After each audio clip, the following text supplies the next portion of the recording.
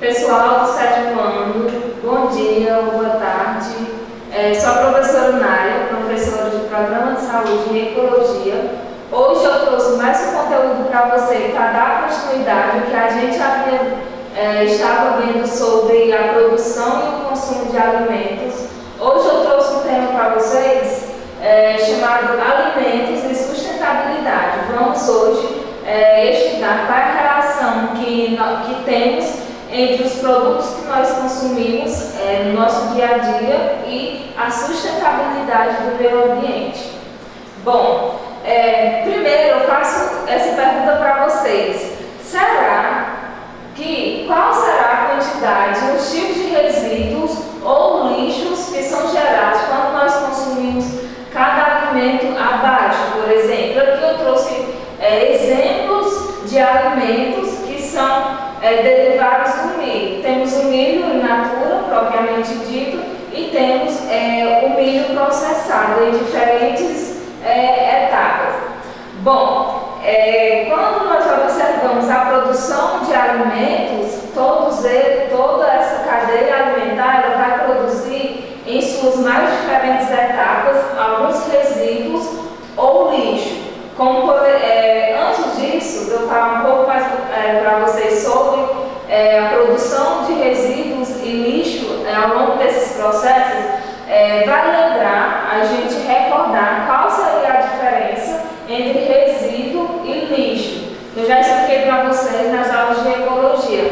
Os resíduos, por exemplo, são todos os produtos que vêm do nosso consumo. Só que, diferentemente do lixo, ele pode ser reciclado, ele pode ser reutilizado e pode ser transformado, pode ter alguma outra utilidade no nosso cotidiano, diferente do lixo, que são produtos que não podem ser utilizados, nem reciclados, nem podem ter outras utilidades na nossa vida.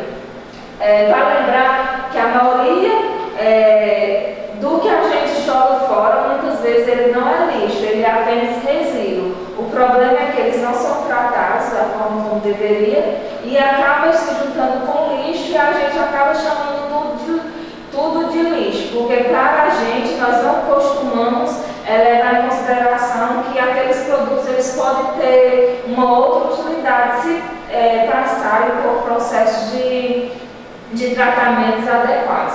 Então, assim, voltando ao assunto, conforme a gente consome alguns alimentos, eles produzem diferentes quantidades e diferentes tipos de resíduos ou até mesmo de lixo. O que eu trouxe para vocês, até para vocês pesquisarem em casa, quais são os resíduos que são produzidos quando a gente consome cada um desse tipo de produto. Por exemplo, se a gente for analisar a espiga de milho in natura, que é a espiga de milho que passou por poucos processos, ele vai produzir uma certa quantidade de resíduos, que seria, como por exemplo, a palha do milho, o resto da planta que acaba que muitas vezes não é destinado a uma compostagem, por exemplo, ou para outro tipo de processo. Então, seria basicamente a palha e o resto da planta que é jogado fora.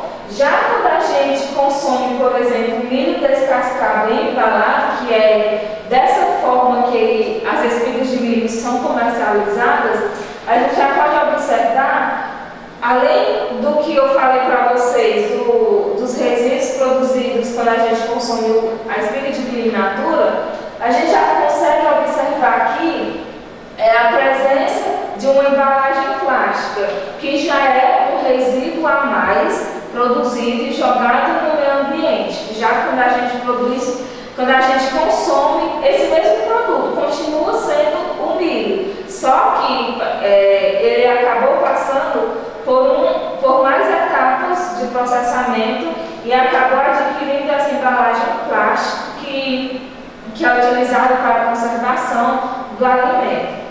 Já o óleo de milho, por exemplo, que é um subproduto do milho propriamente dito, ele já passa por várias e várias etapas de processamento. Então, os resíduos e o lixo produzido, por exemplo, para se produzir o óleo de milho já é bem mais do que quando a gente analisa o milho descascado, embalado, até mesmo a espiga de milho in natura.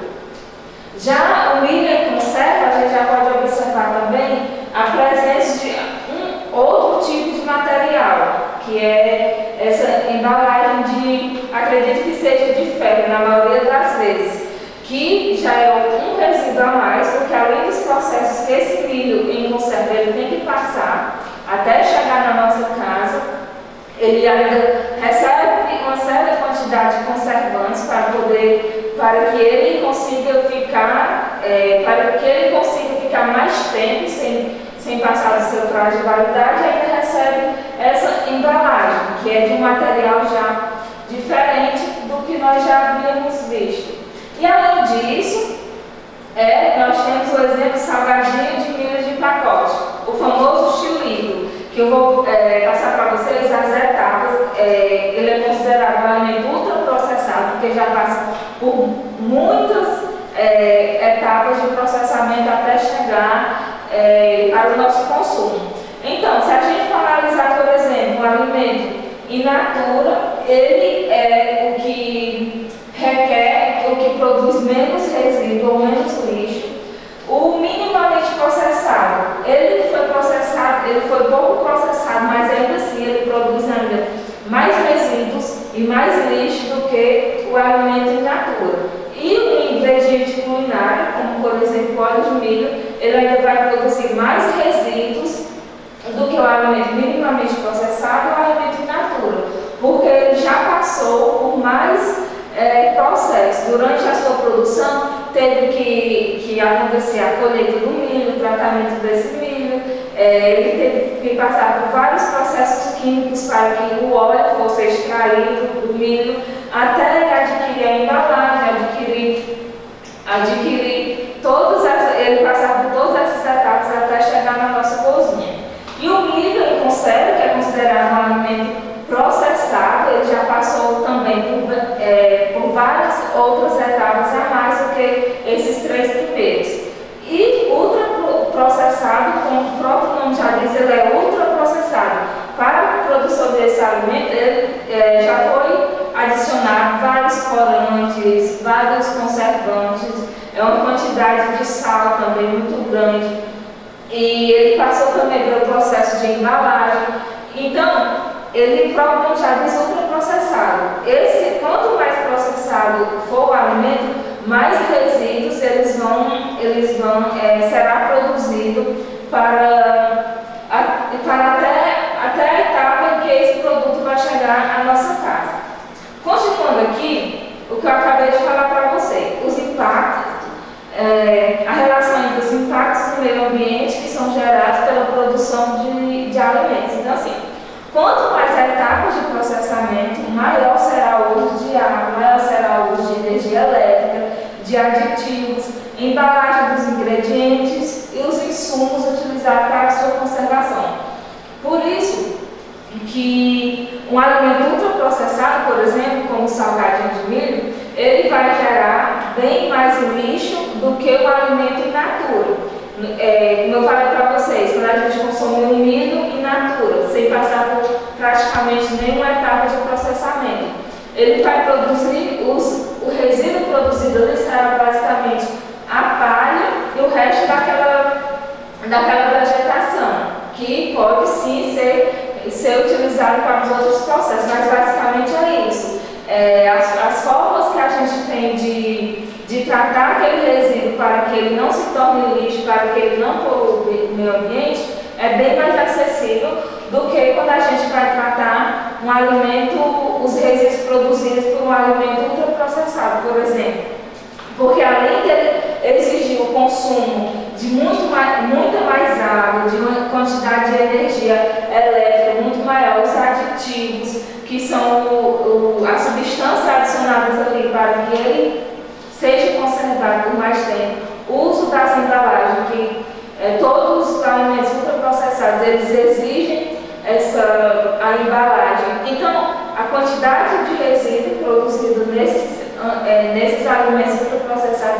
bem maiores. Então, consequentemente, os impactos no meio ambiente que eles vão causar também serão bem maiores. Porque, além de tudo isso que foi gasto para que ele fosse produzido, também há o resíduo, que seria aquilo que vai ser produzido após o nosso uso. Por exemplo, após a gente comer o salgadinho de milho, por exemplo, que eu trouxe a imagem para vocês, o fandangos, após a gente comer esse alimento, porque ele não é tão nutritivo quanto outras opções que a gente tem, ele vai produzir o lixo, como por exemplo a embalagem, que vai para o meio ambiente, muitas vezes de forma inadequada, e vai ficar ali contribuindo para a poluição. Aí eu trouxe para vocês, para demonstrar que o impacto na produção desse alimento é que o impacto vem porque a quantidade de processamento de etapas para que ele seja produzido é muito grande. Voltando de novo ao exemplo do milho in natura, para a gente comer aquele alimento, basicamente ele vai ter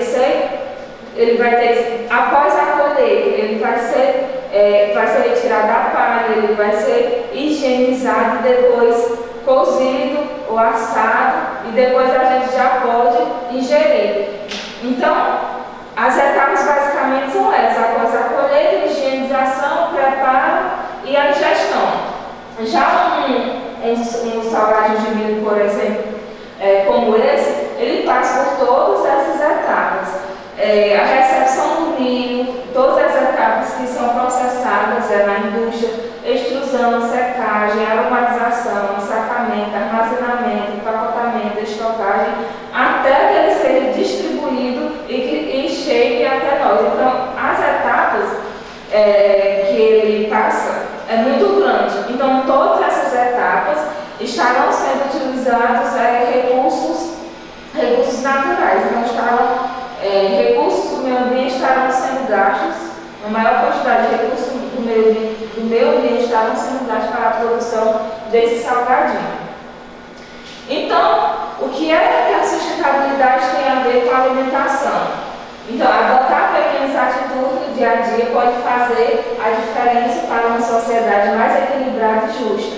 Preferir alimentos naturais e orgânicos, por exemplo, ajuda na preservação do solo, do ar, da água e principalmente da saúde.